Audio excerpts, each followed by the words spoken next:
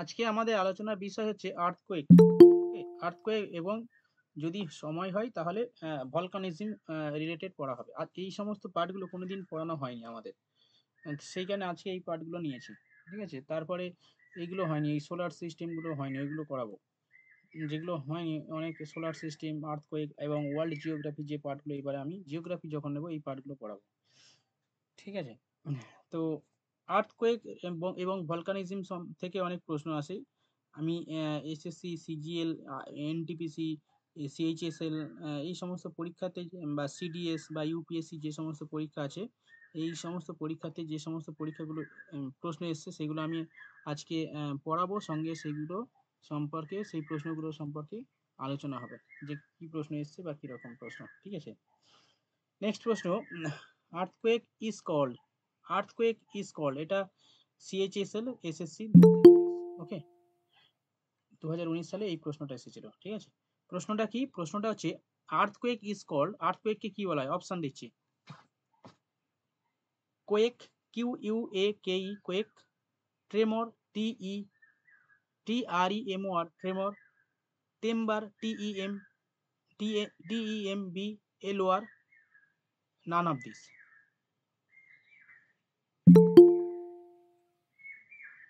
None of this.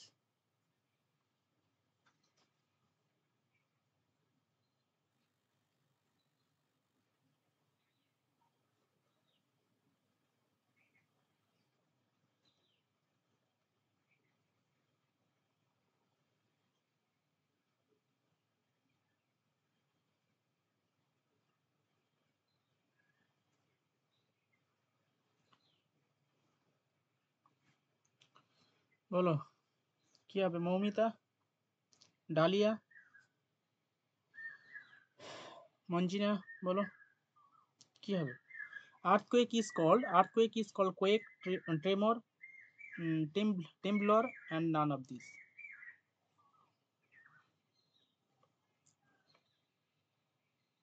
সঠিক answer দিয়েছো, tremor বলা হয়। Priyanka,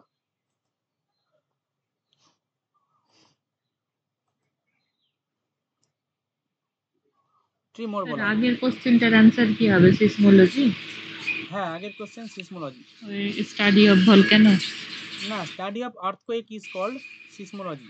study of earthquake, seismology.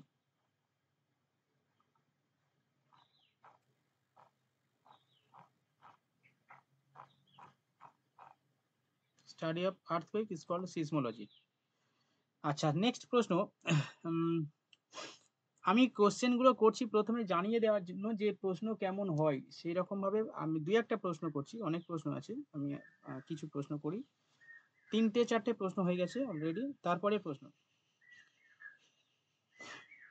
Which of the following is considered, প্রশ্নটা শোনো ভালো করে, which of the following is considered as a minor earthquake in underground cave and quartz caused by seismic wave generated by eruption of rock on the surface. অনেকটা বড় প্রশ্ন, আমি প্রশ্নটা একটু ছবি আমি পাঠাচ্ছি, দাঁড়াও।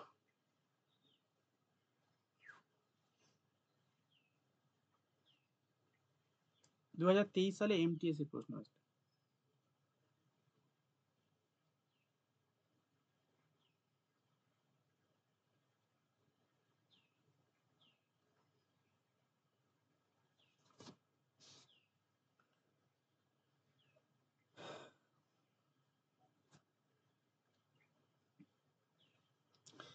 Which of the following is considered as a minor earthquake in underground cave and quarries caused by seismic wave generated by the eruption of rock on the surface?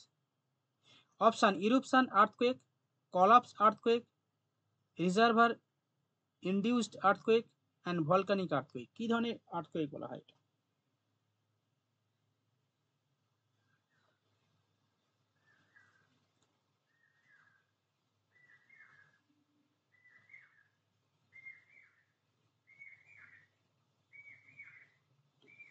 হয়েছে?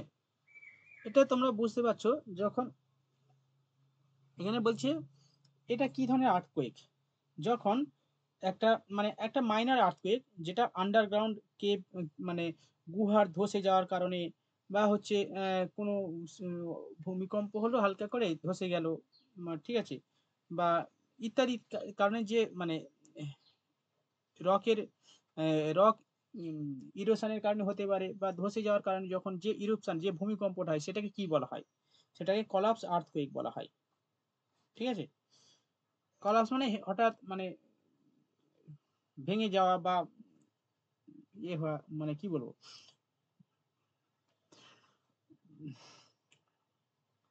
কলাপস মানে কি বলবো, কলাপস মানে হচ্ছে ভেঙে যাওয়া বা ধসে যাওয়া। ঠিক আছে, কলাপসিং বলা হয় এটাকে। Next, what is the name given to an earthquake caused by the melting of the rock along a fault plane?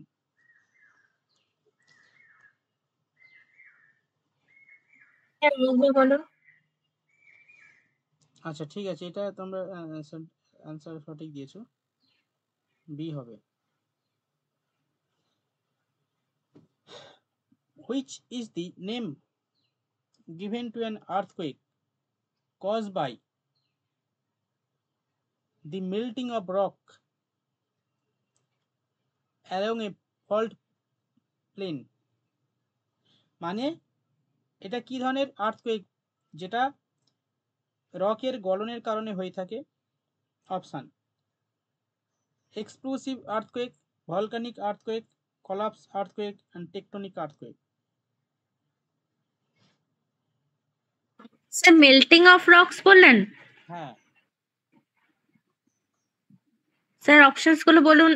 Explosive earthquake, volcanic earthquake, collapse earthquake, tectonic earthquake.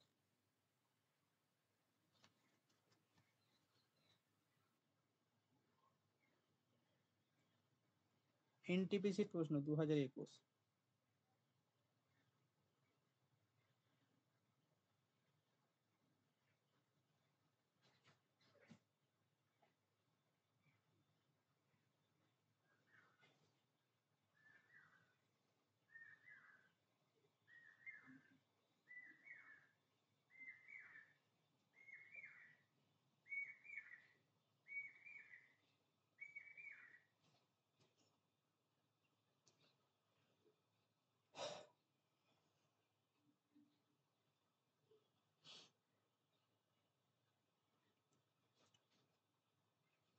বলো কি হবে?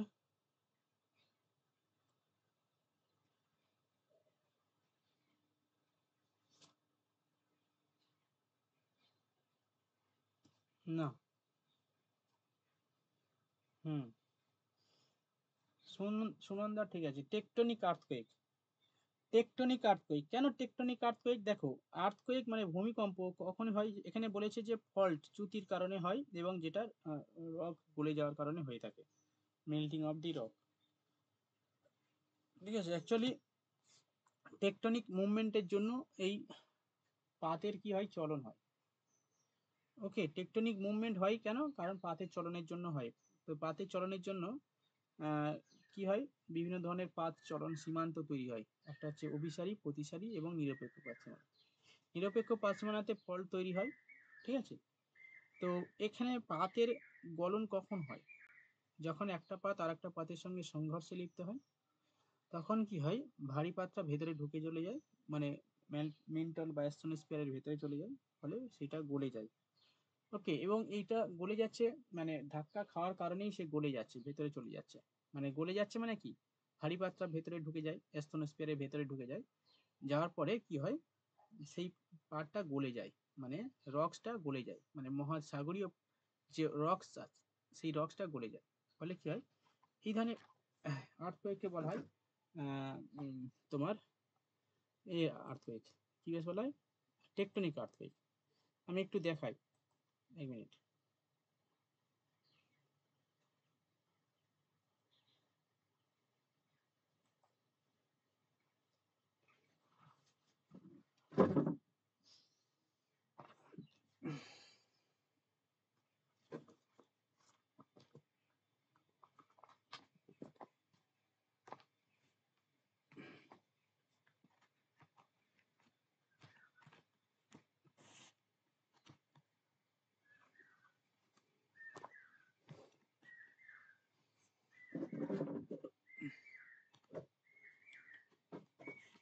এটা কি হয়েছে এখন? এটা কাজ করছে না।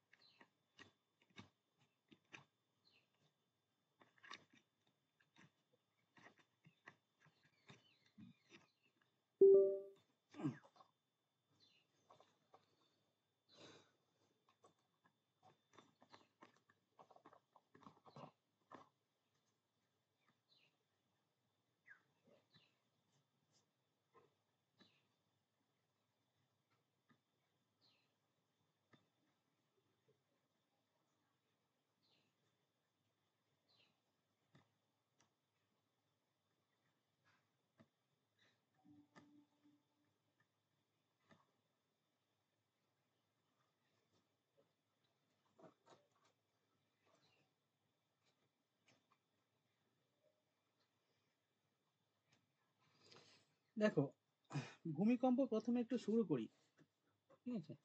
দেখো, এটা প্রথমে আমি কি বললাম, যে এখানে একটা পাত আর একটা পাতের সঙ্গে সংঘর্ষে লিপ্ত হয়, লিপ্ত হয়ে কি হয়, রক্স গলে যায়। কিরকম ভাবে? একটা পাত,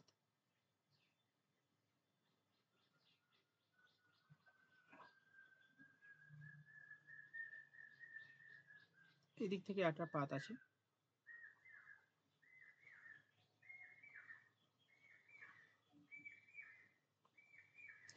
এটা হচ্ছে অ্যাস্তনোস্ফিয়ার, ঠিক আছে?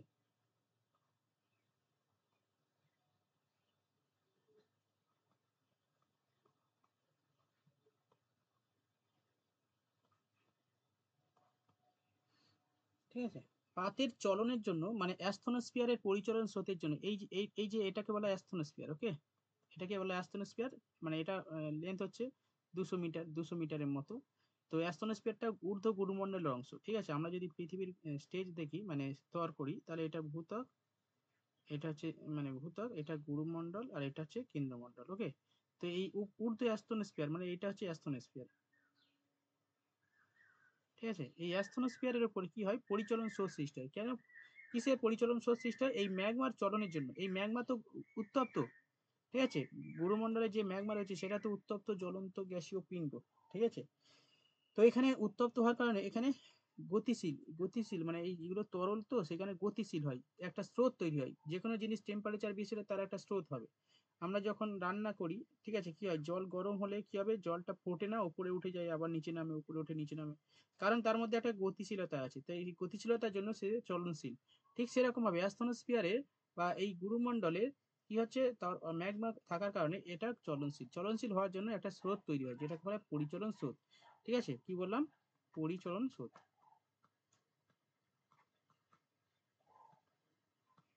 এই পরিচলন স্রোতটা কেমন, এইটা এরকম দেখো, এই হরাইজন্টালি যাচ্ছে, আবার উপরে উঠছে স্রোতটা, ঠিক আছে? আবার এই পাশাপাশি যাচ্ছে, আবার নিচে নামছে, এরকম ভাবে পরিচলন স্রোত সৃষ্টি হয়। এখানেও ঠিক সেরকম পরিচলন স্রোত সৃষ্টি হয়। এই পরিচলন স্রোত তৈরি হওয়ার কারণে কি হয়, এই পরিচলন স্রোত কি করে, পাতগুলোকে গতিশীল করে দেয়। পৃথিবীর ওপরে যে পাত রয়েছে না, পৃথিবীর ওপর এরকম, আমাদের পৃথিবী 7টা বড় পাত, 8টা মাঝারি পাত এবং অসংখ্য ছোট ছোট পাত নিয়ে গঠিত, ঠিক আছে? তো এই পাতগুলো কে গতিশীল করতে সাহায্য করে, কে, এই পরিচলন স্রোত, ওকে? তো এই পরিচলন স্রোতের জন্য 3 ধরনের পাত সীমানা তৈরি হয়। কি বললাম, 3 ধরনের পাত সীমানা তৈরি হয়। একটা কি, অভিসারী পাত সীমানা, অভিসারী, প্রতিসারী আর ট্রান্সফর্ম। হ্যাঁ, একটা প্রতিসারী পাত সীমানা, আর একটা নিরপেক্ষ, ঠিক আছে? মানে কি, divergent plate boundary, convergent plate boundary and transform চ্যুতি, বা হচ্ছে নিরপেক্ষ পাত সীমানা বা ট্রান্সফর্ম প্লেট বাউন্ডারি, ঠিক আছে? তো এই অভিসারী পাত সীমানা যেটা এঁকেছি, এটা হচ্ছে অভিসারী পাত সীমানা। এখানে কি হয়, একটা পাত আর একটা পাতের সঙ্গে সংঘর্ষে লিপ্ত হয়। দেখো, এই পাতটা এইদিকে যাচ্ছে আর এই পাতটা এইদিকে আসছে। ফলে কি, এই দুটো পাত সংঘর্ষে লিপ্ত হলে কি হবে, এই পাতটা ভেতরে ঢুকে গেল। দেখো এই যে ভেতরে ঢুকে গেল, কার ভেতরে ঢুকছে, এটা একটা রক্স তো, শিলামণ্ডল রক, এটা মেন্টলের ভেতরে ঢুকছে বা স্তনোস্ফিয়ারের ভেতরে ঢুকছে। ঢোকার কারণে এটা যেহেতু কঠিন ছিল, এটা ভেতরে জড়ে যাওয়ার কারণে এটা গলে গেল। এর সঙ্গে কি হচ্ছে, ধাক্কা খেয়ে তারপরে তো ঢুকে গেল না, এটা মহাসাগরীয় পাত,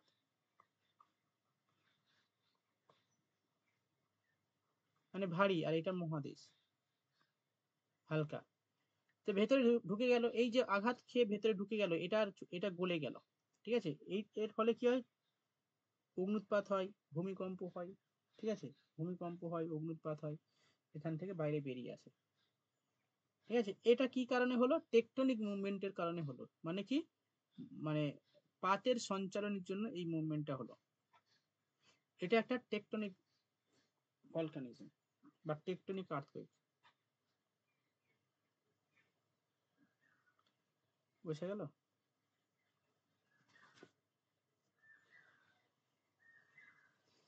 চলো,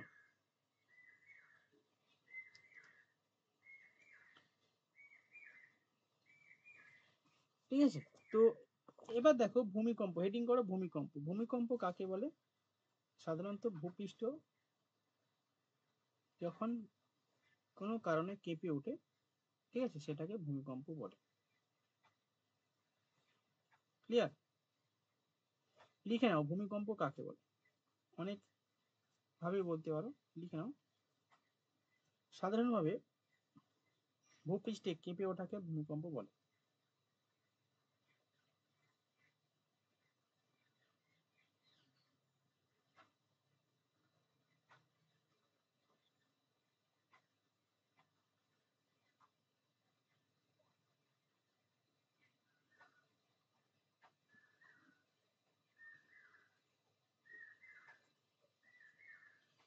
ঠিক আছে,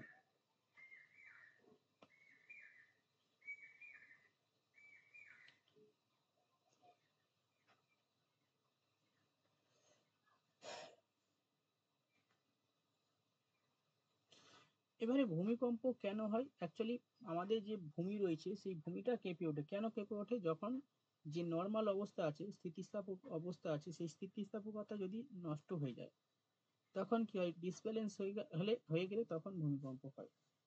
ঠিক আছে, মানে আমাদের যে ভূমি রয়েছে সেই ভূমি কোনো কারণে যদি ডিসব্যালেন্স হয়, তখন কি হয়, কলাপস ঘটে, ভূমিকম্প হয় সেই কারণে। ঠিক আছে, হঠাৎ যদি এখানে আহ পারমাণবিক বোমার বিস্ফোরণ ঘটে, তখন ভূমি কেঁপে ওঠে। সিম্পল ধারণা, একটা যদি কোনো একটা বড় ইয়ে পড়ে যায়, গাছ পড়ে বা কোনো একটা কিছু পড়লে ভূমিটা কেঁপে ওঠে। ঠিক আছে, তো এরকম আর কি। এবারে যখন ভূমিকম্প হয়, বিভিন্ন তরঙ্গের মানে বিভিন্ন কম্পাঙ্ক যুক্ত, রিক্টার স্কেলে যে সমস্ত ভূমিকম্পের কম্পাঙ্ক কম হয় বা মৃদু ভূমিকম্প, ঠিক আছে, মৃদু ভূমিকম্প হয়, আবার অনেক বড় ভূমিকম্প হয়। ঠিক আছে, মানে অনেক ধ্বংসাত্মক ভূমিকম্প হয়।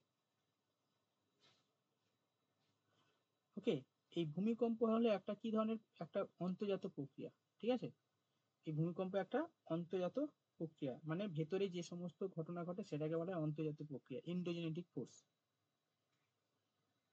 ওকে, তো ভূমিকম্প বিভিন্ন কারণে হয়ে থাকে, তবে সাধারণত আমাদের ভূপৃষ্ঠের বাইরে যে সমস্ত কোনো কারণে, মানে ছোট ছোট কোনো কারণে, যেমন ধরো দক্ষিণ আফ্রিকা না, সাউথ কোরিয়া না, নর্থ কোরিয়ার প্রেসিডেন্ট কিম জং উন মাঝে মাঝে ভূমিকম্প তৈরি করে। কি কারণে? ও পারমাণবিক বোমার বিস্ফোরণ ঘটায়, মানে টেস্ট করে যে বোমাটা ঠিকঠাক তৈরি হয়েছে কিনা। এক বছর মানে ওই 2015-16 নাগাদ ও হচ্ছে একটা টেস্ট করেছিল। ঠিক আছে, টেস্ট মানে কি, আমেরিকাকে ভয় দেখাচ্ছিল যে তারা পারমাণবিক বোমা তৈরি করেছে, এখান থেকে ছুটলে আমেরিকা ধ্বংস হয়ে যাবে। ঠিক আছে, তো ওই সময় আর কি, আমার মনে আছে কেন, কারণ হচ্ছে আমরা সেই সময় বসেছিলাম একটা জায়গায়, ভূমি কেঁপে উঠেছিল, বুঝতে পেরেছি যে ভূমিকম্প হয়েছে।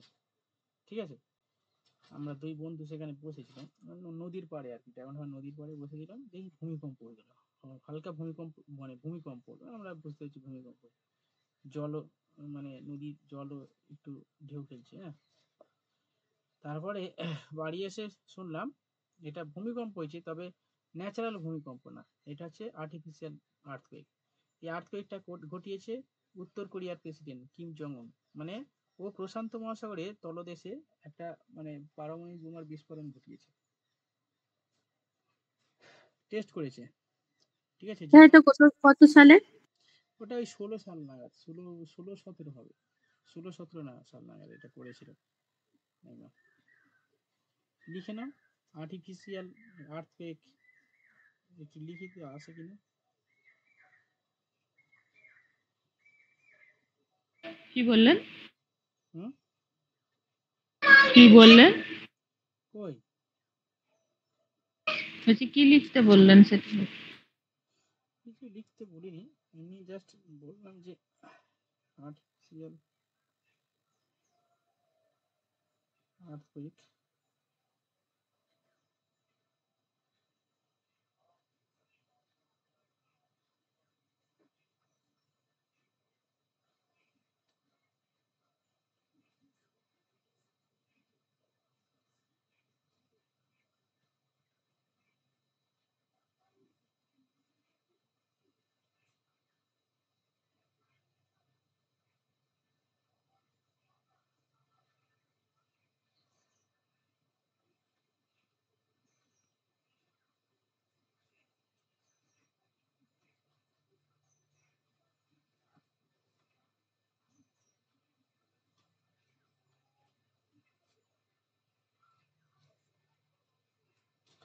চলো লেখো তাহলে, ভূমিকম্প কাকে বলে লিখেছো।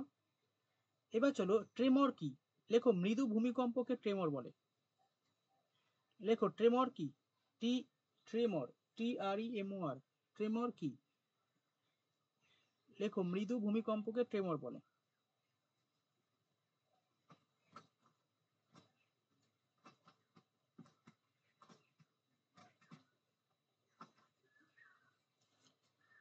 লেখো কি কারণে হয়। লেখো ধস বা বিস্ফোরণের ফলে স্বল্প দূর বিস্তৃত কম তীব্রতার ভূমিকম্পকে ট্রেমর বলে।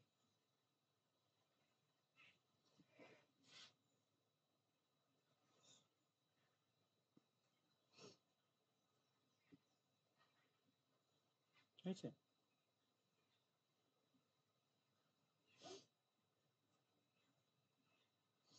দেখো ভূমিকম্প সংজ্ঞা পড়লাম, ভূমিকম্প ট্রেমর কি পড়লাম। আচ্ছা এবার আসছি ভূমিকম্পের কয়েকটা উল্লেখযোগ্য ফিচার্স। দেখো স্যার, কারণটা বলুন তো আরেকবার। লেখো ধস বা বিস্ফোরণের ফলে স্বল্প দূরত্বে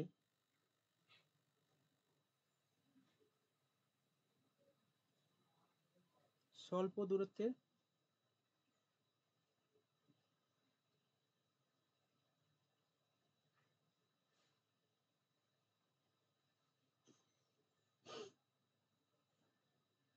কম তীব্রতার ভূমিকম্পকে ট্রিমর বলে।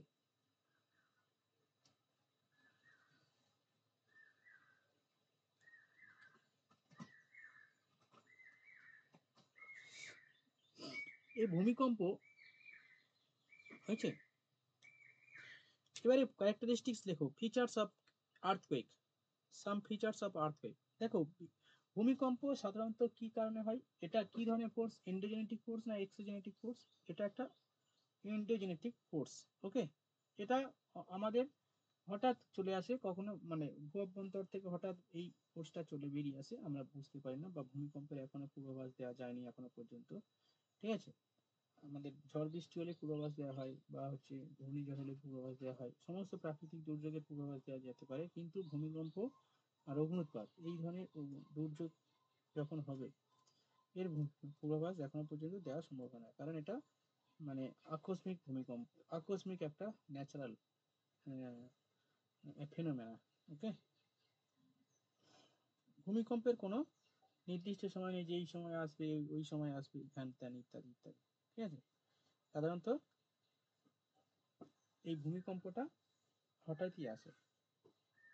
চলো ভূমিকম্প একটা আন্তর্জাতিক প্রক্রিয়া, 1 নম্বর পয়েন্ট পড়ো। 2 নম্বর লেখো এটি খুব ক্ষণস্থায়ী।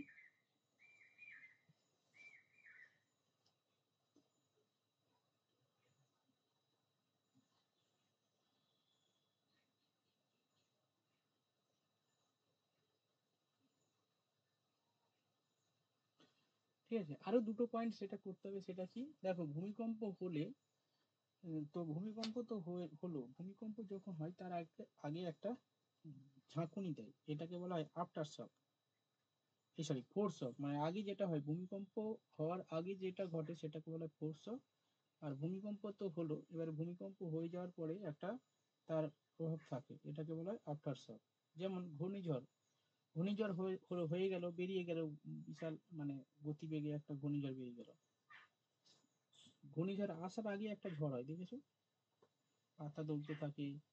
হ্যাঁ, যেমন এই এই এই কিছুদিন আগে যেটা হলো আর কি, যে ঘূর্ণিঝড়, ওই কি বেশ নাম, উম, রেমাল। রেমাল, হ্যাঁ, রেমাল ঘূর্ণিঝড় হলো। রেমাল ঘূর্ণিঝড় আসার আগে শুধু ঝড় হচ্ছে ঝড় হচ্ছে, তাই না, সেই বিকাল থেকে শুরু হয়েছে ঝড়। কিন্তু ঝড়টা এলো, অরিজিনাল ঝড়টা এলো কখন, রাত্রে 12টার সময়, 11টা 12টার সময় ঝড়টা এলো, ঝড় চলে এলো।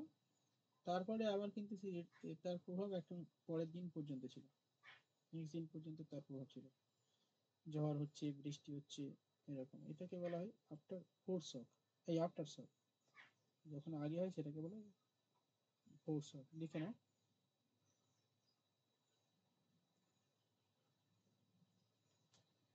লেখো কোনো বড় ভূমিকম্পের আগে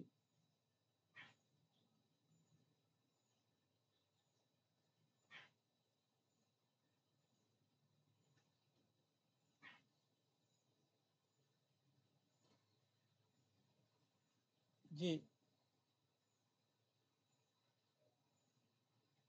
কম সময়ে ভূমিকম্প হয় তাকে ফোর্স শক বলে।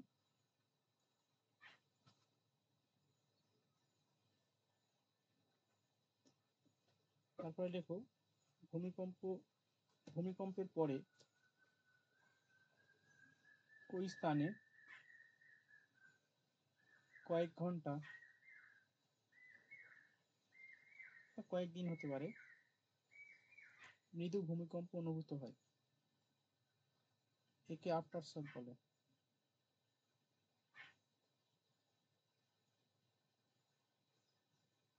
একে আফটার শক বলে।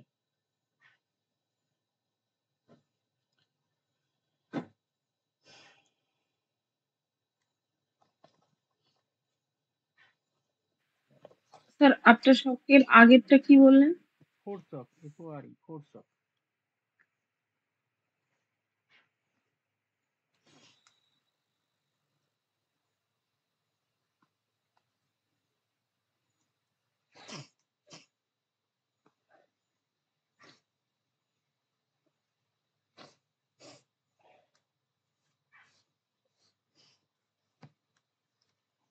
বুঝেছেন, দেখো ভূপৃষ্ঠে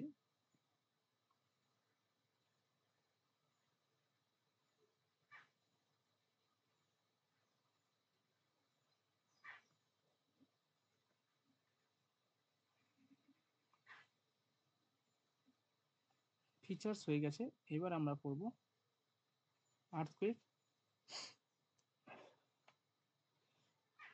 কোথায় ভূমিকম্প হয়, মানে ভূমিকম্পের কেন্দ্র কোথায় হয়, ঠিক আছে, ভূমিকম্প কেন্দ্র কাকে বলে, উপকেন্দ্র কাকে বলে, কোথায় সব থেকে বেশি ভূমিকম্প হয়, ইটিসি। ঠিক আছে, তো অ্যাকচুয়ালি ভূপৃষ্ঠ থেকে কিছুটা নিচে, মানে কিছুটা গভীরে যেখানে ভূমিকম্প তরঙ্গ সৃষ্টি হয়, এখানে হতে পারে, এখানে হতে পারে, এখানে হতে পারে, এখানে, ভূপৃষ্ঠ থেকে সামান্য নিচে বা গভীরে যেখানে ভূমিকম্প সৃষ্টি হয় তাকে ভূমিকম্পের কেন্দ্র বলে। ঠিক আছে, ভূমিকম্পের কেন্দ্র বলে। ঠিক আছে, এই ভূমিকম্পের কেন্দ্র স্পেশালি ভূপৃষ্ঠ থেকে 16 কিলোমিটার গভীরে সব থেকে বেশি হয়।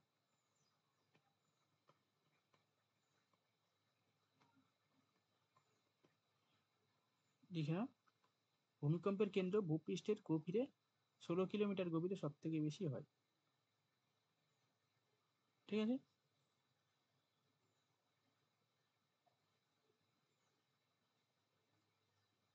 হয়েছে।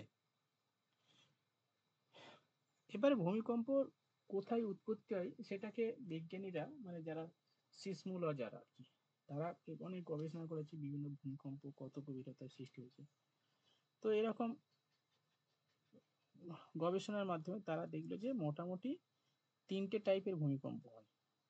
ঠিক আছে, একটা অগভীর ভূমিকম্প, একটা মধ্যম গভীর ভূমিকম্প, আর একটা হচ্ছে গভীর কেন্দ্রের ভূমিকম্প। ঠিক আছে, অগভীর ভূমিকম্প কোনগুলো? সাধারণত যে সমস্ত ভূমিকম্প না কম গভীরতা পর্যন্ত হয়, মানে ভূপৃষ্ঠ থেকে 70 কিলোমিটার পর্যন্ত অঞ্চলে।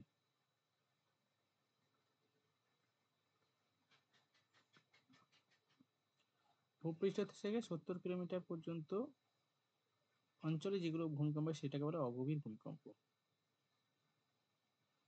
ঠিক আছে, মধ্যম, এগুলো পরীক্ষায় পড়বে না, এইটা আসতে পারে অগভীর ভূমিকম্প যে 70 থেকে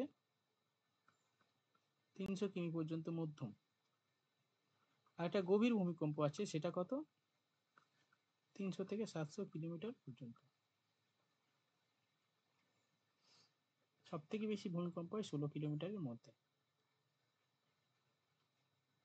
ঠিক আছে, যেখানে পৃথিবীর, লিখে নাও, পৃথিবীর 80% ভূমিকম্প অগভীরে।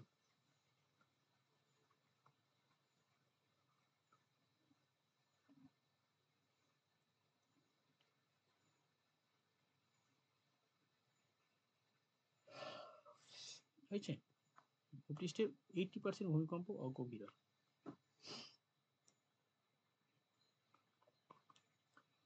এবার লেখো ভূমিকম্পের উপকেন্দ্র।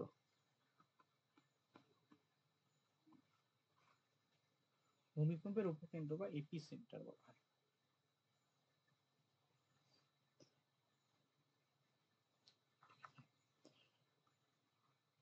ওকে, স্যার ওটা মাঝখানেরটা কি মধ্য ভূমিকম্প বললেন?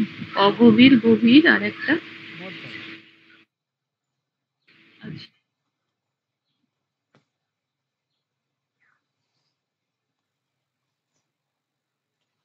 দেখো, ভূমিকম্প যেখানে সৃষ্টি হয় ঠিক তার সোজাসুজি ভূপৃষ্ঠের যে স্থানে ভূমিকম্প প্রথম অনুভূত হয়,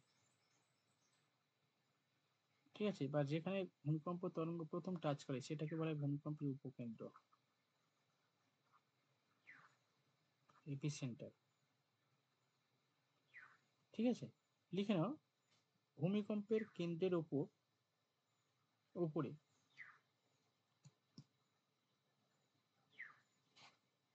ভূপৃষ্ঠের উলম্ব স্থান হলো উপকেন্দ্র।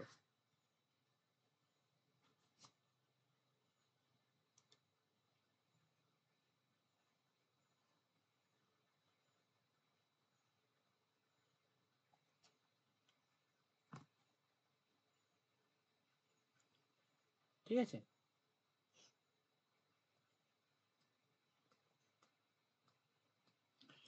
দেখো ভূপৃষ্ঠ তো এখানে, ধরো এই ভূ অভ্যন্তরে এখানে ভূমিকম্প তৈরি হলো, তো এখান থেকে পি তরঙ্গ, এটা পি তরঙ্গ সব থেকে প্রথমে আগে এসে পৌঁছায়, এরকম এসে প্রথমে এই ভূপৃষ্ঠে যেখানে ছেদ করে সেটাকে বলে উপকেন্দ্র। এখান থেকে ভূমিকম্প আস্তে আস্তে চারিদিকে ছড়িয়ে যায় এবং এখানে আসার পরে নতুন একটা তরঙ্গ তৈরি হচ্ছে, যেটাকে এল তরঙ্গ। ঠিক আছে, বা পৃষ্ঠ তরঙ্গ বা এল, দেহ তরঙ্গ, পৃষ্ঠ তরঙ্গ বা এল তরঙ্গ। এবং এই তরঙ্গ যখন তৈরি হয়, ঠিক আছে, তাহলে যদি বলা হয় ভূমিকম্পের উপকেন্দ্র ভূমিকম্প সব থেকে বেশি কোথায় অনুভূত হয়, লিখে উপকেন্দ্রে। লেখো এখানে ভূমিকম্পের তীব্রতা সর্বাধিক।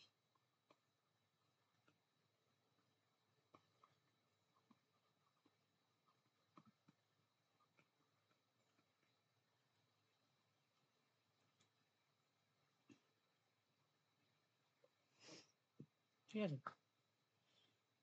আর একটা পয়েন্ট কি, এখান থেকে লেখো উপকেন্দ্র থেকে এল তরঙ্গ সৃষ্টি হয়।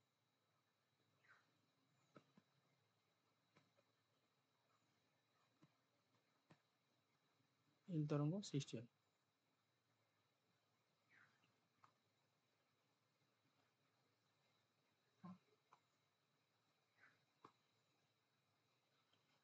তারপরে লেখো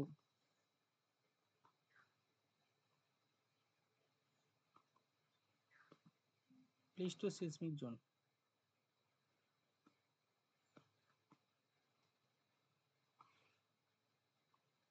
প্লিস্টোসিসমিক জোন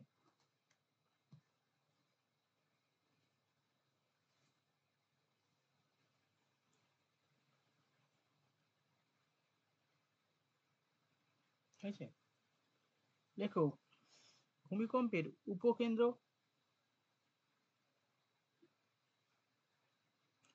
সংলগ্ন অঞ্চল যেখানে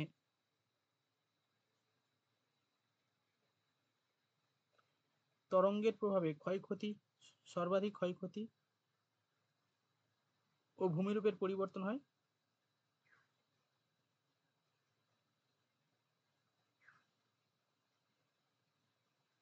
সর্বাধিক ক্ষয়ক্ষতি ও ভূমিকম্পের পরিবর্তন হয় তাকে প্লিস্টোসিসমিক অঞ্চল বলে।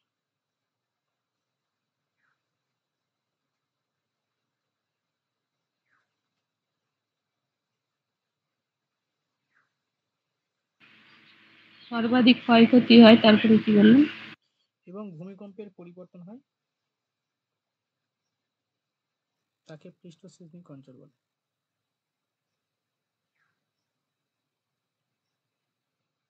ভূমিকম্পের পরিবর্তন বলতে? ভূমিকম্পে না, ভূমিরূপের পরিবর্তন। হ্যাঁ। ভূমিকম্প বললাম, হ্যাঁ। ভূমিরূপের পরিবর্তন।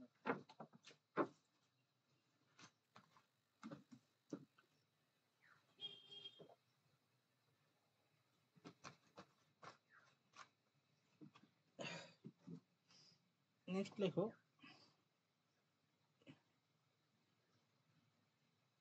প্লিস্টোসিসমিক অঞ্চল হলো।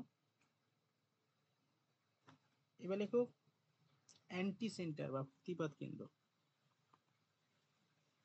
দেখো ভূমিকম্প যেখানে উৎপন্ন হয় তার চারপাশে যেখানে সর্বাধিক ক্ষয়ক্ষতি হয় সেই অঞ্চলটাকে বলে প্লিস্টোসিসমিক জোন বলা হয়।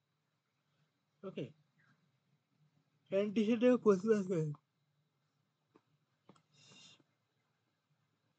অ্যান্টি সেন্টার বা প্রতিবাদ কেন্দ্র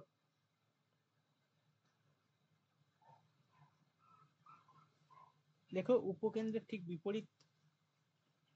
বিপরীত দিককে বলা হয় প্রতিবাদ কেন্দ্র। প্রতিপাত কেন্দ্র।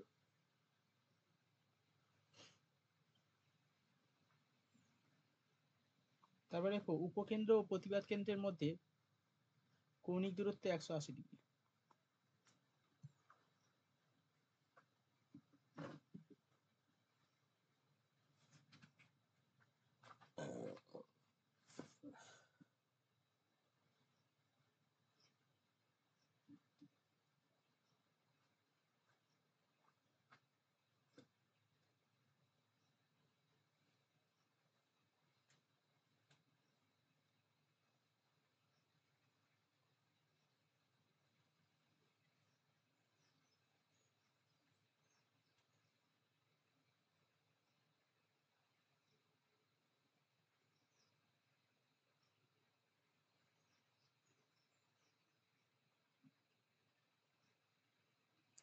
হয়েছে। এবার চলো type of seismic wave. Seismic wave বা ভূমিকম্প তরঙ্গ, এটা ভালো লেখো সিসমিক ওয়েভ।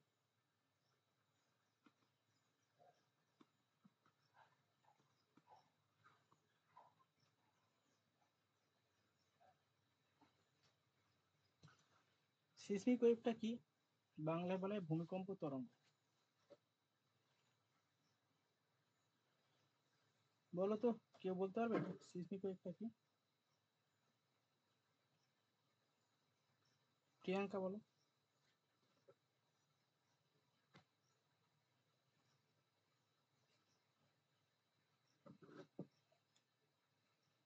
প্রিয়াঙ্কা বলো, সিসমিক ওয়েভটা কি? ভূমিকম্প তরঙ্গ কাকে বলে?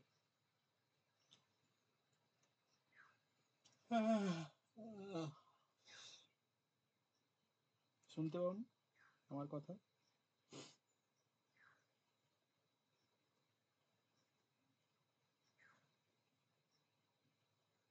আমার মনে হয় প্রিয়াঙ্কা ঘুমিয়ে গেছে স্যার। হুম, ও পড়তে পড়তে ঘুমিয়ে যায়। ঘুমিয়ে যায়? কে পারবে বলো? স্যার ভূমিকম্প তৈরি হওয়ার ফলে যে এনার্জিটা তৈরি হয়, সেই এনার্জিটা তো চারিদিকে তরঙ্গের আকারে ছড়িয়ে পড়ে। হুম,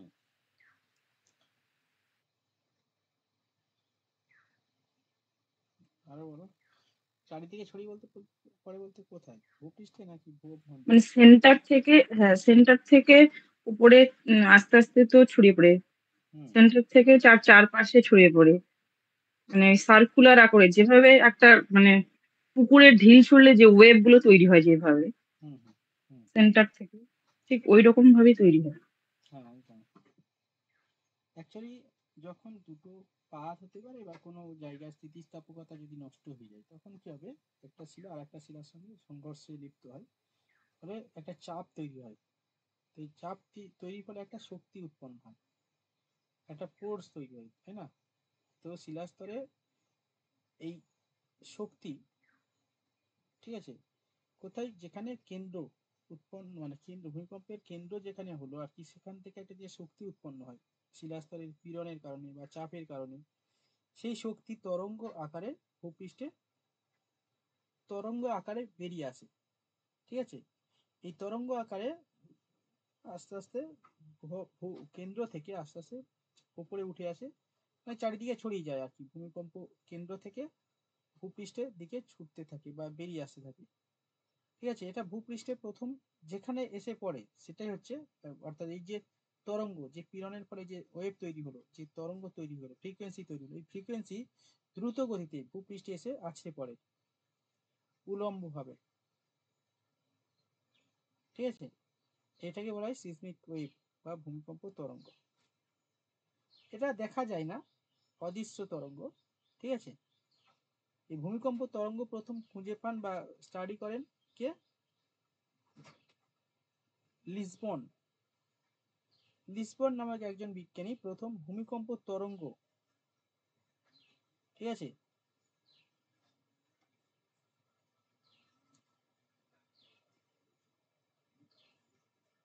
ভূমিকম্প তরঙ্গ প্রথম ইনি স্টাডি করেন বা ভূমিকম্প তরঙ্গ সম্পর্কে একটা বুঝতে পারে বা স্টাডি করেন আর কি।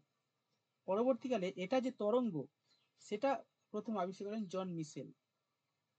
ঠিক আছে? তো যদি বলা হয় ভূমিকম্প তরঙ্গ কে আবিষ্কার করেন? জন মিশেল। তো এটা লিখে নাও। এটা দেখো, শিলাস্তরে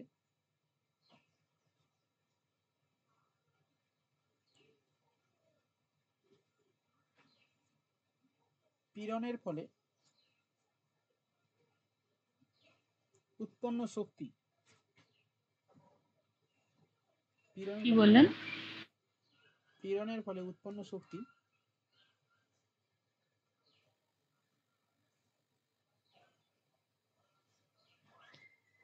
ভূমিকম্পের কেন্দ্র থেকে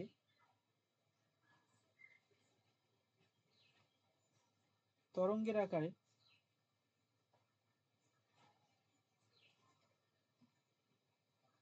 তরঙ্গের আকারে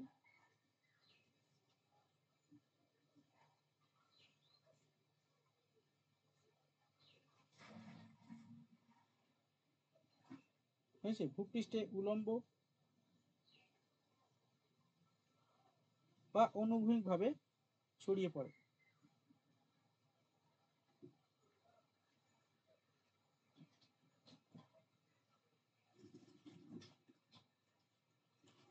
একে ভূমিকম্প তরঙ্গ বলে, সিসমিক ওয়েভ বলে। জন মিশেল লেখো, তারপরে লেখো জন মিশেল ভূমিকম্প তরঙ্গ আবিষ্কার করেন।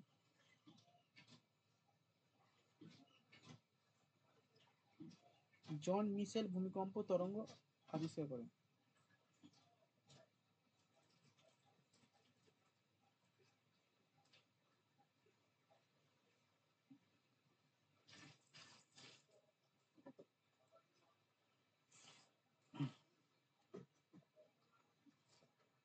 ঠিক আছে।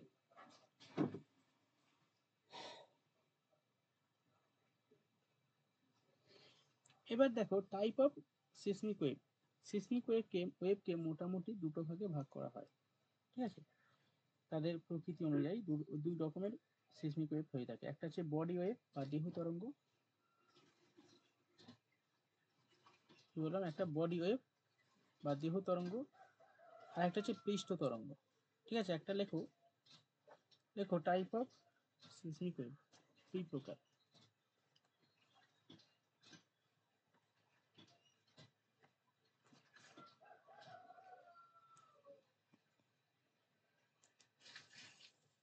একদম লেখো বডি ওয়েভ বা দেহ তরঙ্গ,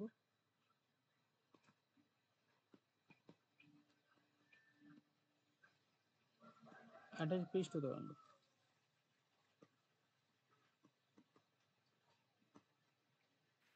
পৃষ্ঠ তরঙ্গের ইংলিশটা কি? পৃষ্ঠ তরঙ্গের ইংলিশ কি হবে? সারফেস ওয়েভ, বডি ওয়েভ আর সারফেস ওয়েভ।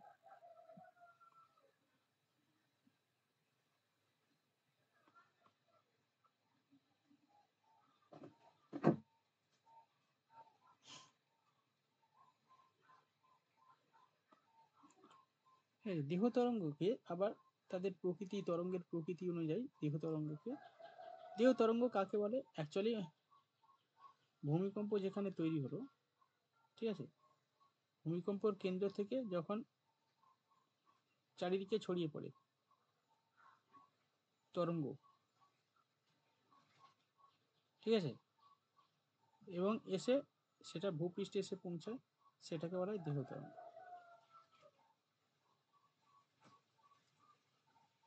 ঠিক আছে। এই দেহ তরঙ্গ বা এই ভূমিকম্প তরঙ্গের প্রকৃতি দেখেই কিন্তু আমাদের ভূ অভ্যন্তরে যে স্তর বিন্যাস করা হয়েছে না, ভূত্বক, গুরুমণ্ডল, কেন্দ্রমণ্ডল, এরকম যে বলছি আমরা, এগুলো সবই ভূমিকম্পের তরঙ্গের উপর ভিত্তি করে বলা হচ্ছে। এখান থেকে এটা গুরুমণ্ডল, এটা কেন্দ্রমণ্ডল, এটা কিভাবে দেখা যায় বা বলা যায় সম্ভব? কারণ এটা হচ্ছে ভূমিকম্প তরঙ্গের গতিবিধি পর্যালোচনা করে এগুলো বলা সম্ভব হয়েছে বা করা হয়েছে, সম্ভব হয়েছে, জানা সম্ভব হয়েছে, ঠিক আছে। দেহ তরঙ্গ পয়েন্ট কয় প্রকার লেখো? দেহ তরঙ্গ তিন প্রকার। এক নম্বর লেখো পি তরঙ্গ বা প্রাথমিক তরঙ্গ।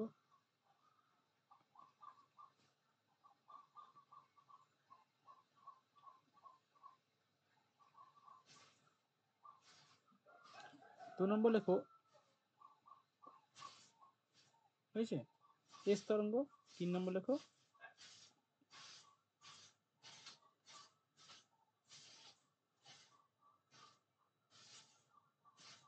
পি তরঙ্গ, হয়েছে এস তরঙ্গ,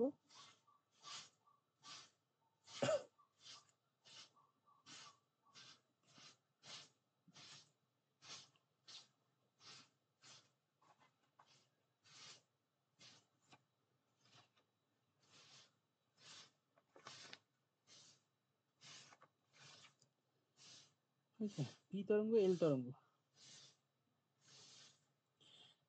দেহ তরঙ্গ দুই প্রকার, তিন প্রকার না, পি তরঙ্গ, এল তরঙ্গ। পি তরঙ্গ কোনগুলো লিখে নাও, হেডিং করো পি তরঙ্গ বা প্রাথমিক তরঙ্গ এটাকে বলা হয়। এই তরঙ্গগুলো, এস তরঙ্গটা হবে না? এস তরঙ্গটা পৃষ্ঠ তরঙ্গের মধ্যে পড়ছে।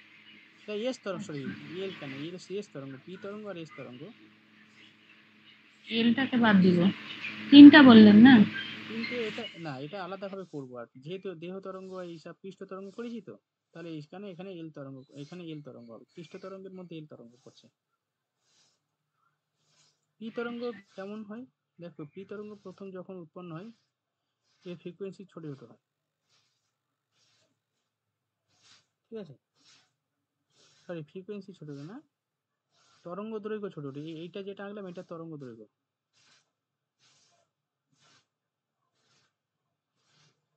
ঠিক আছে, এটা যেটা আঁকলাম এটা তরঙ্গ দৈর্ঘ্য। এই তরঙ্গ দৈর্ঘ্য লেখো ক্ষুদ্র হয়, ছোট হয়। হ্যাঁ হ্যালো, হ্যাঁ হ্যাঁ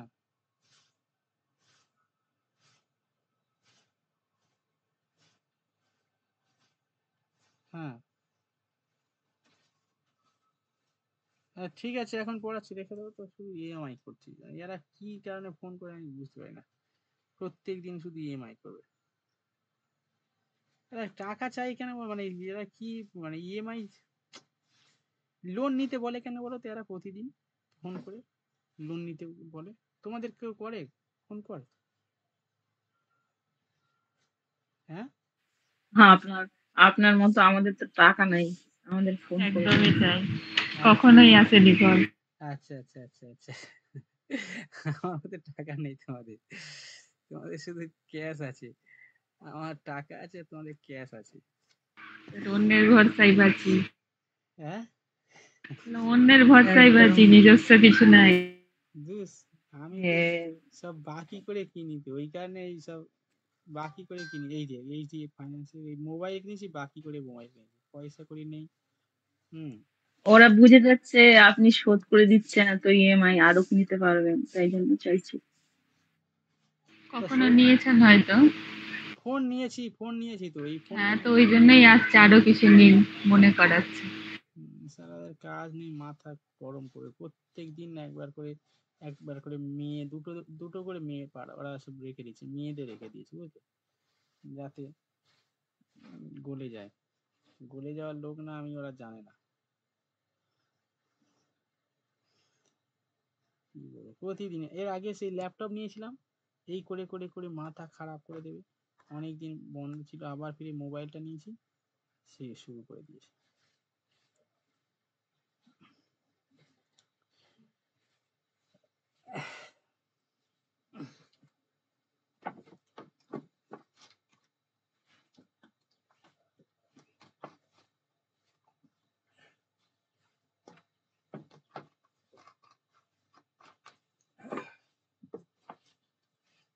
জেসমিন, জেসমিন তো নাকি? হ্যাঁ স্যার, জেসমিন। আচ্ছা, কিছু বুঝতে পারছো কি পড়া হচ্ছে আজকে? হ্যাঁ, এই তো ভূমিকম্প। আচ্ছা, ভূমিকম্প। ভূমিকম্প তাহলে বলো তো কাকে বলে?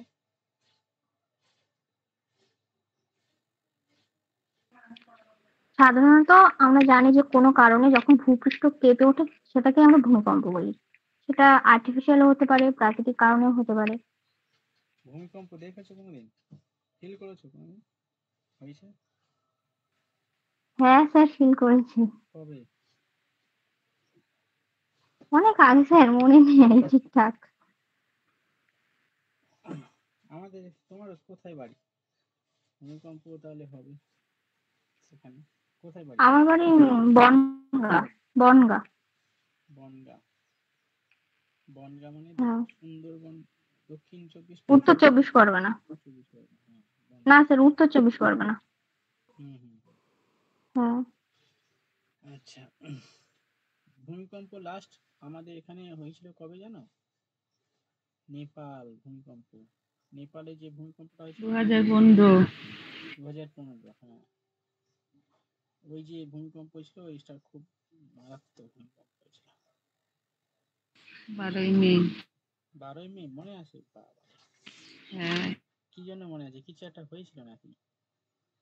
হ্যাঁ স্যার, বাড়িতে বিয়ে ছিল, আচ্ছা, কার তোমার? মন্দিরে গেছিলাম। না, আমার না, একজনের ছিল। তো সেই মন্দিরে গেছি, বউটাও নিয়ে এসে সেই প্রণাম করছি তো পুরো মন্দির নড়ছে, ও ভাই, তাই মনে আছে। হ্যাঁ, যার বিয়ে সে হয়তো ভুলে গেছে, জানি না। যে হয়তো ভুলে গেছে, ভুলে যায়নি। মন্দিরে বিয়ে করতে গেছো কি, ধরে বিয়ে দিয়েছে নাকি? না না, স্যার, বউ আসার পরে মন্দিরে যায় না, তখন গেছিলাম। ও, আচ্ছা। স্যার কতটা আছে? ভূমিকম্প অনেক তো, ভূমিকম্প মানে সারা ওয়ার্ল্ডের ভূমিকম্প। ভূমিকম্প অনেক জিনিস, কিন্তু সবকিছু দেব না, সবকিছু। ভূমিকম্প অনেক বড়, তবে এই ভূমিকম্পের তরঙ্গগুলো থেকে প্রশ্ন আসে, এই ভূমিকম্প।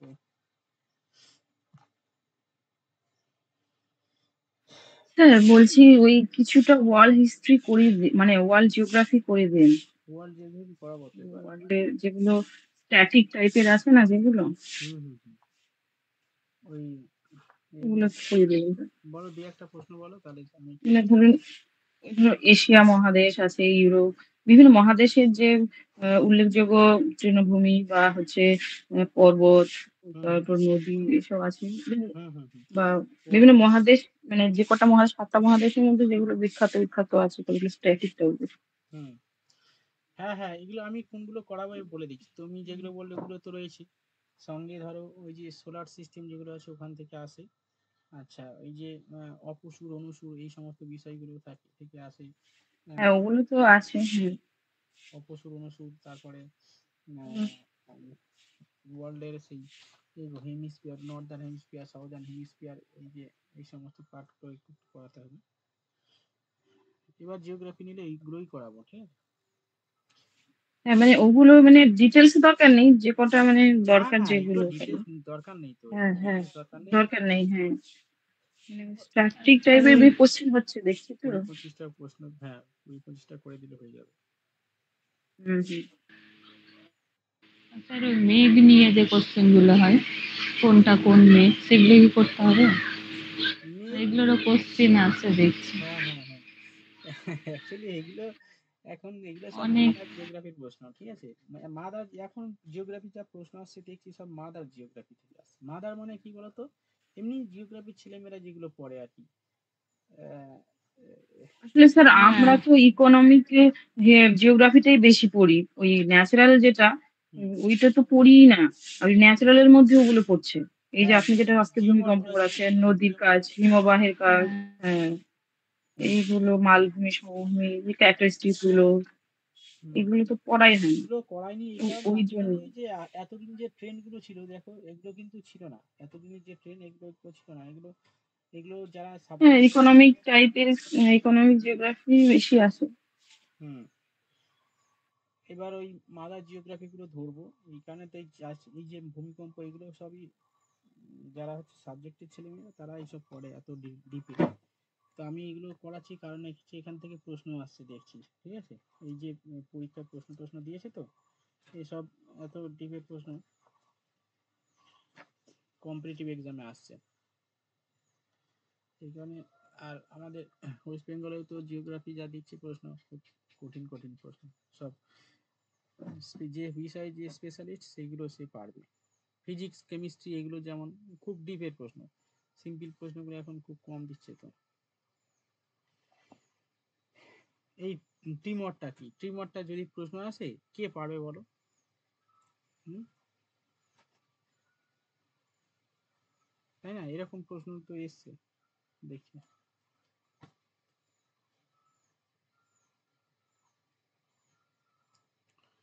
আচ্ছা, তো চলো এবার হচ্ছে প্রাইমারি তরঙ্গ। এই তরঙ্গ হচ্ছে তিনটে, একটা প্রাইমারি তরঙ্গ, সেকেন্ডারি তরঙ্গ, এটা দুটো করে নিই, তারপরে এই পৃষ্ঠ তরঙ্গে আসছে,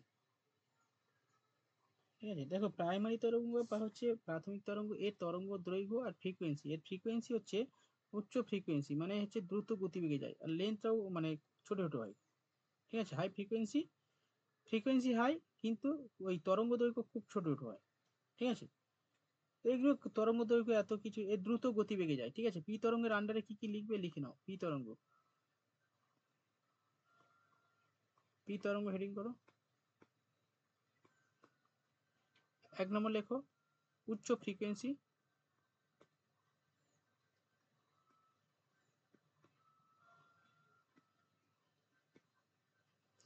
এবং হচ্ছে ক্ষুদ্র তরঙ্গ দৈর্ঘ্য, লেখো ক্ষুদ্র তরঙ্গ দৈর্ঘ্য।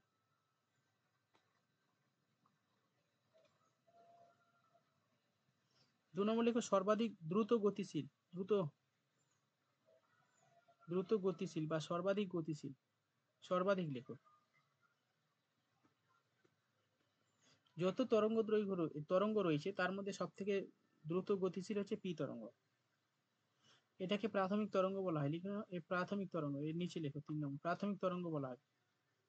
তার লেখো অনুদৈর্ঘ্য, একটা লেখো অনুদৈর্ঘ্য বা শব্দ তরঙ্গ। পি তরঙ্গ তো লিখে দিয়েছি, শব্দ তরঙ্গ।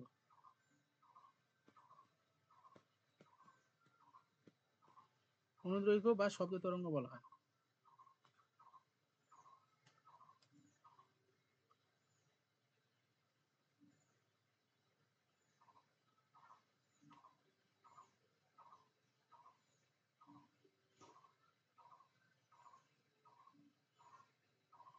ঠিক আছে।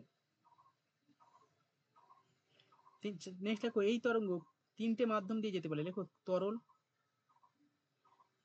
কঠিন, তরল, গ্যাসীয়। লেখো লেখো কঠিন, তরল ও গ্যাসীয় সব মাধ্যম দিয়ে এই তরঙ্গ যেতে পারে। সব মাধ্যম দিয়ে এই তরঙ্গ যেতে পারে।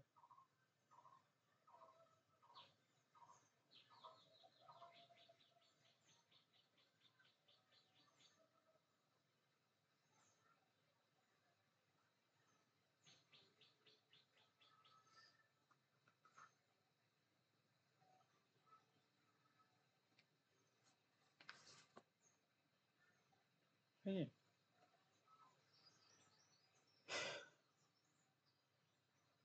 তারপর লেখো সর্বাধিক শক্তিশালী। সর্বাধিক শক্তিশালী,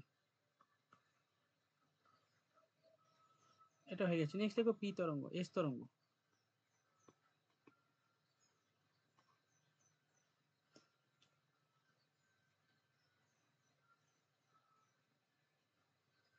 লেখো পি তরঙ্গের পরে এস তরঙ্গ ভূপৃষ্ঠে আছড়ে পড়ে।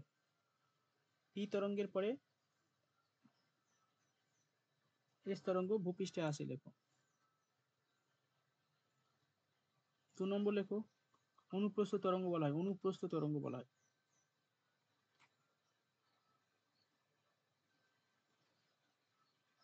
ব্যাস, আর করতে হবে না। চলো এবার চলো এল তরঙ্গ, মানে যেটা হচ্ছে ইয়ে তরঙ্গ বলেছিলাম, পৃষ্ঠ তরঙ্গ। পৃষ্ঠ তরঙ্গ বা এল তরঙ্গ। এই তরঙ্গের লেখো পৃষ্ঠ তরঙ্গ, এল তরঙ্গ। ঠিক আছে। লেখো এটি সর্বাধিক ধ্বংসাত্মক তরঙ্গ। লেখো এটি সর্বাধিক, এটা ভূপৃষ্ঠে, লেখো এটি ভূপৃষ্ঠে উৎপন্ন হয়। এটি ভূপৃষ্ঠে উৎপন্ন হয়।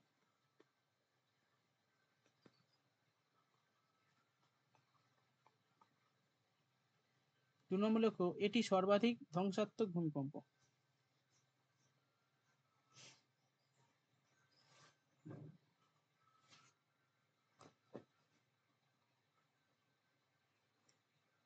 ঠিক আছে। আর এল তরঙ্গটা না ভূপৃষ্ঠে, এই এ তরঙ্গ প্রথমে পি তরঙ্গ আসছে, তারপরে পেছনে পেছনে পেছনে পেছনে এস তরঙ্গ আসে। ঠিক আছে, এস তরঙ্গ আসে। যখন এই ভূপৃষ্ঠে পৌঁছে গেল, পি তরঙ্গ এস তরঙ্গ যখন পৌঁছে গেল, তখন তৈরি হলো এল তরঙ্গ। ঠিক আছে, এটা হচ্ছে এল তরঙ্গ।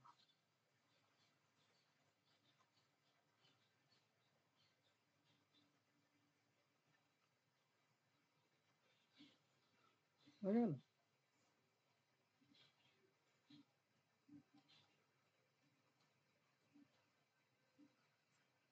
আর এটা লেখো আরেকটা, এটা শুধু কঠিন মাধ্যম দিয়ে যেতে পারে।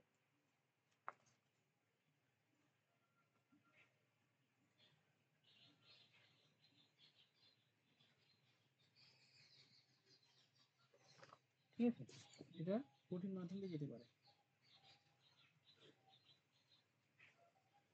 এবার চলো ভূমিকম্প যন্ত্র, সিসমোলজি।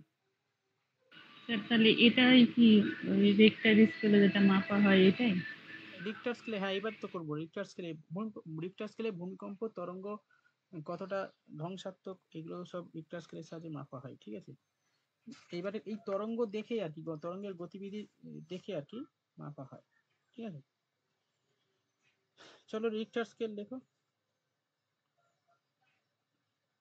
আচ্ছা, সিসমোলজি, সিসমোলজি লিখে নাও, তারপরে ভূমিকম্প আসছে।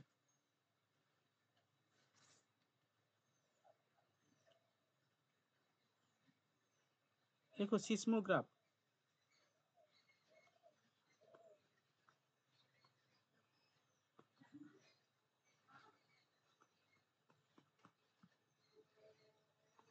সিসমোগ্রাফ কি?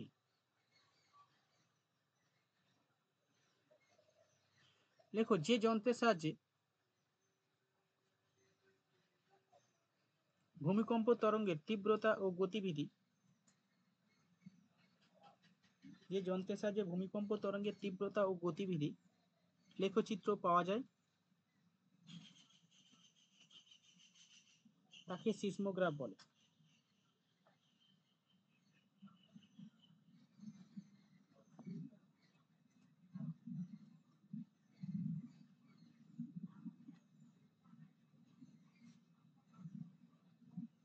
ঠিক আছে, নেক্সট লেখো Richter scale.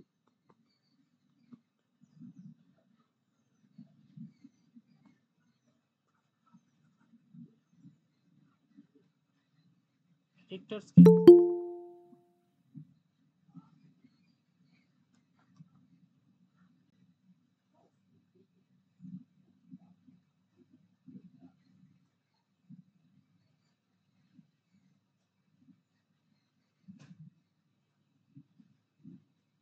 Richter scale.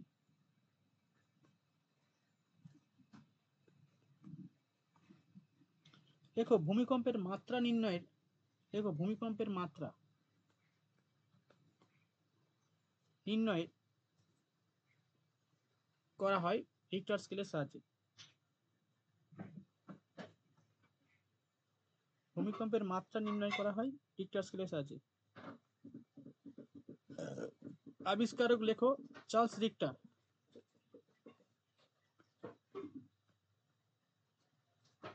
Charles Richter. এর মাত্রা লেখো, এর স্কেল লেখো 0 থেকে 10। রিক্টার স্কেলের মাত্রা 0 থেকে 10।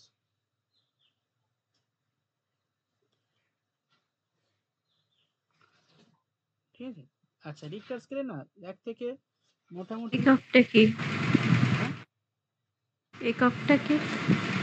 রিক্টার স্কেলের একক নেই, রিক্টার স্কেলের মাত্রা, এটা হচ্ছে এককবিহীন স্কেল। রিক্টার স্কেল মানে মাত্রা এরকম বলা হয় যে রিক্টার স্কেলের মাত্রা 3, ঠিক আছে, 4, 4.5, 6.5 এরকম 8.10 পর্যন্ত এটা মাপা হয়। ঠিক আছে, সর্বাধিক ধ্বংসাত্মক মানে ধ্বংসাত্মক শুরু হয় 5 থেকে।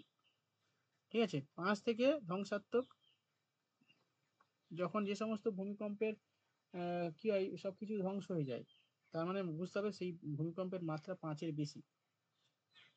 ঠিক আছে, 8 হলে 9 হলে তাহলে আর কিছু থাকবে না, সব চুরমার হয়ে যাবে, সব বালি হয়ে যাবে। ঠিক আছে, ঘর বাড়ি সবকিছু বালি হয়ে যাবে 8-10 হলে। 8 থেকে 10-এর মধ্যে হলে কিছু আর পাবে না, এই ঘর বাড়ি তো সব বালি হয়ে যাবে, ছোট ছোট বালি হয়ে যাবে, কণা হয়ে যাবে।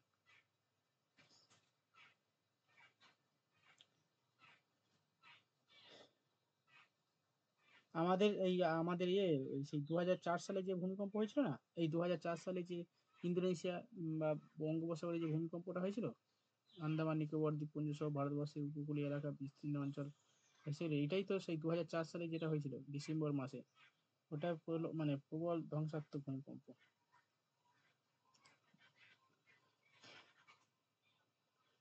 ঠিক আছে,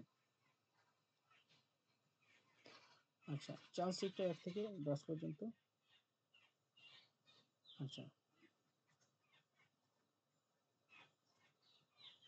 এখান থেকে আর কিছু অত জানতে হবে না, আরেকটা লিখে নাও মার্কেলি স্কেল। মার্কারলি স্কেল,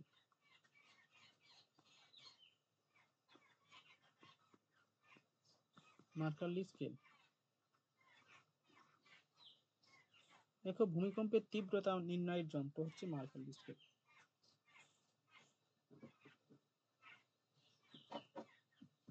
ভূমিকম্পের তীব্রতা নির্ণয়ের যন্ত্র মার্কারলি স্কেল।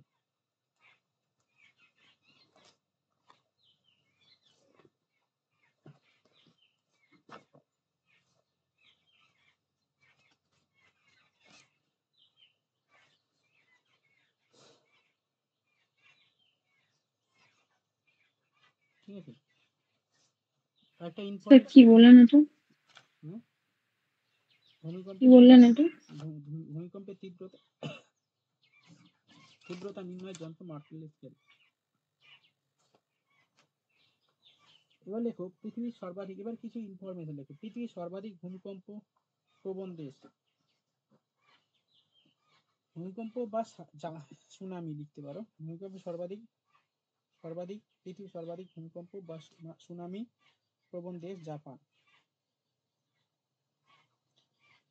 আচ্ছা, জাপানটা তো আমরা জানি, বলো তো এবারে সেকেন্ড ভূমিকম্প প্রবণ দেশ কোন দেশের? ভূমিকম্প সেকেন্ড ভূমিকম্প কোন দেশ? কি হবে বলো? জাপানের পরে কোন দেশ আছে?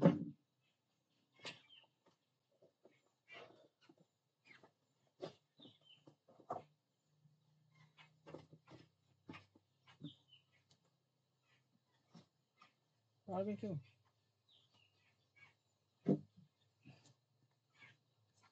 জাপানের পরে বলো। ভারত। না না, ভারতের কোথায় ভূমিকম্প?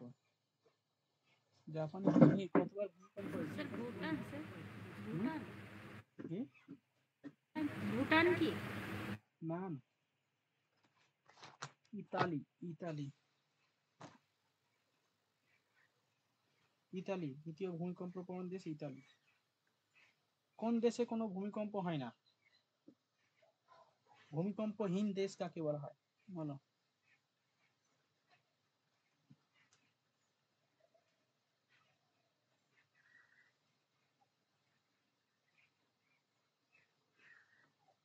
হুম, ভূমিকম্পহীন দেশ কাকে বলে?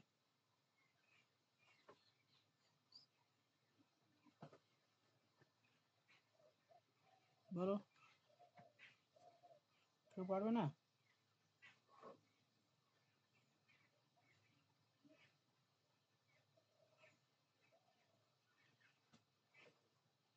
অপশন দেবো?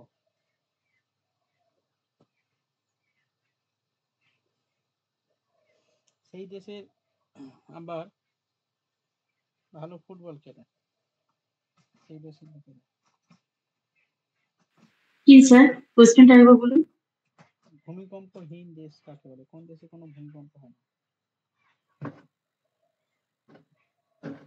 ফুটবলে Brazil sir, Brazil. World cup নিয়েছে। হ্যাঁ, ব্রাজিল। ব্রাজিল। স্যার ব্রাজিল বললাম তো। বলেছ? আচ্ছা, তারপরে লেখো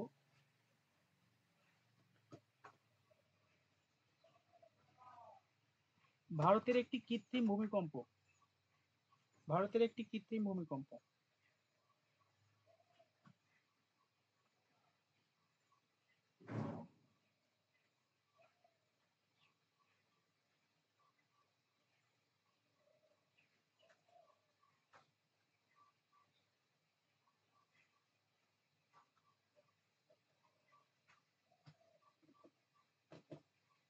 হুম, ভারতের একটি কৃত্রিম ভূমিকম্প লেখো। কয়না ভূমিকম্প লেখো। মহারাষ্ট্রের কয়না ভূমিকম্প।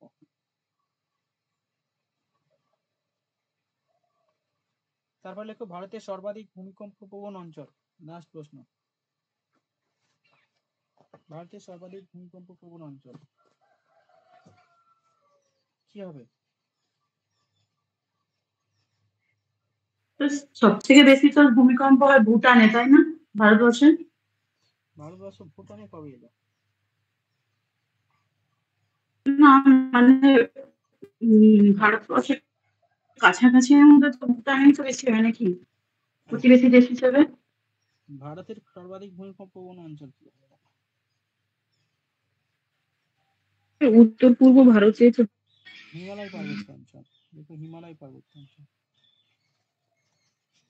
এবার কিছু প্রশ্ন দিচ্ছি, দেখি করো।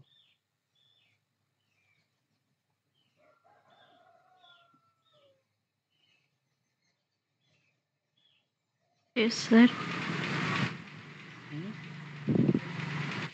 শেষ। হ্যাঁ আপাতত শেষ হয়ে যাচ্ছে। এবার কিছু প্রশ্ন করছি,